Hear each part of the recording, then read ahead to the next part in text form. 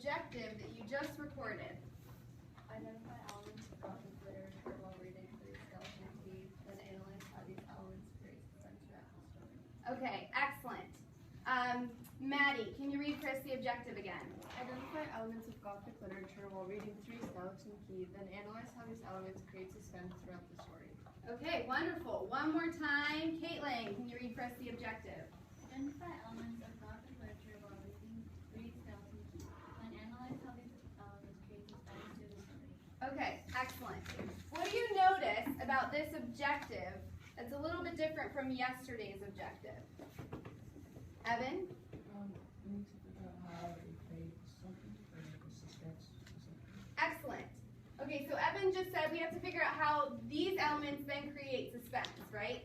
We have been identifying elements of Gothic literature in all of the stories we've been reading, but we haven't gotten to the second part yet, right? How do these elements then work together to create suspense? So that's kind of what we're working on today, and this ties in with our final writing assessment for this unit, which will be how do these elements work together to create suspense, right, within the stories. Okay, so take a look at this question. What elements of Gothic literature could be reflected in the title, Three Skeleton Key, okay? Three Skeleton Key is the short story we're going to be reading today. So what elements could be reflected? And I see a lot of wonderful hands up. So I would like you to take about 30 seconds, talk with your group, and then I'm going to call on one student from every group to share.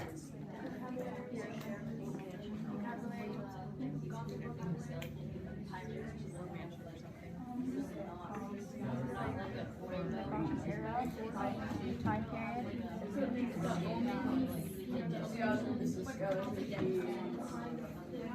Because the most of Gothic is like the Gothic era, mostly in that And just skeleton usually relates to death.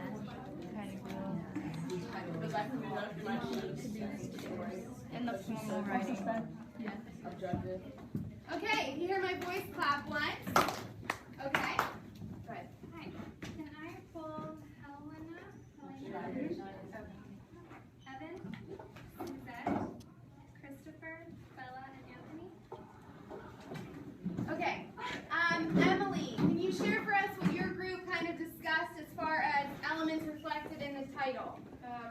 Not the Bloom and Horror and the Old Mansion, because the Skeleton Key, Skeleton Keys open everything. So you said the setting and then the metonymy of Bloom and Horror. Great. Excellent. Ava P. Like keys are a symbol of like unlocking mystery, so it might demonstrate like an atmosphere of mystery. Excellent. Nice job. Kaylee. Skeleton, I think kind of represents death, so vocabulary. Vocabulary. Excellent. Skeleton. It represents death. Okay. Any more groups talk about these, the ones that aren't checked? Caitlin? Maybe ancient prophecy, because like a key can also open up like a door to old mystery. Wonderful. Nicely put. Okay. So we have the setting. It could be the setting, Three Skeleton Key. It could be, it helps create an atmosphere of mystery, right? Why is it called the Skeleton Key? Why is it called Three Skeleton Key? Why are there three? In ancient prophecy, because maybe something's going to be fulfilled in our story. We have the metonymy of Gloom and Horror, right? By the title, the Three Skeleton Key. And then vocabulary. We already see the vocabulary of Gothic literature in the title itself, right?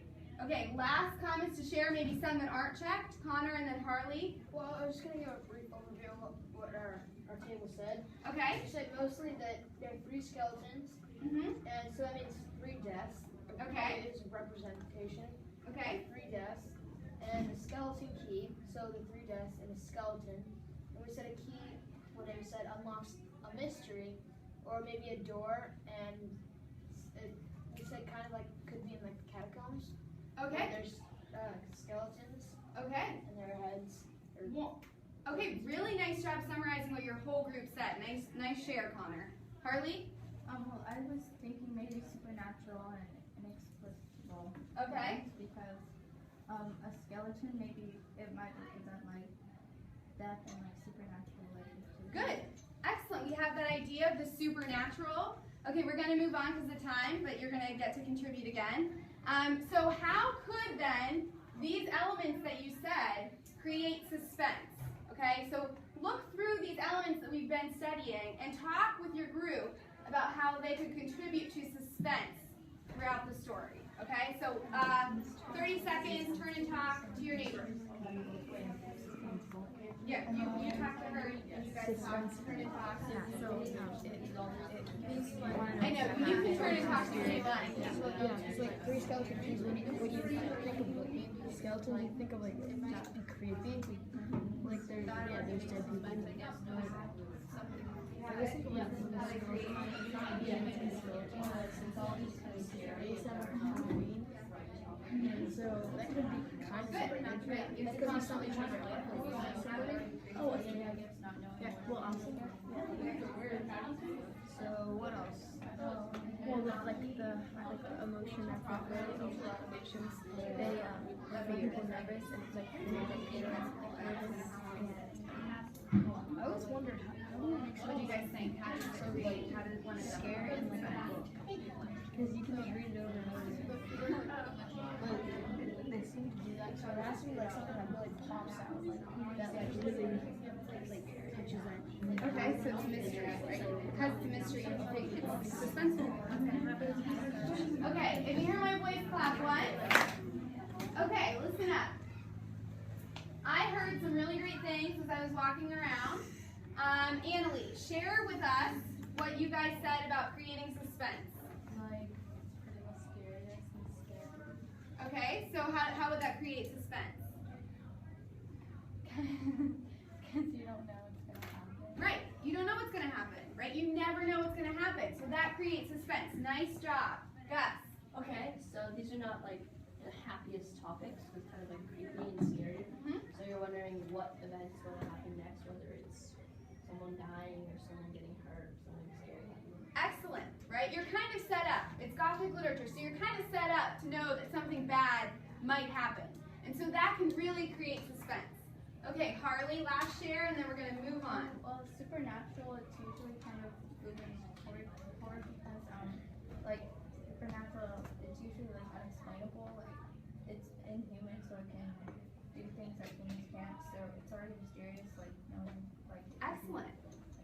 That's wonderful. Yeah, absolutely. So as Harley said, it's supernatural, right? These things don't normally occur. And so because they don't normally occur, that creates suspense in and of itself. It's not something that we're used to seeing.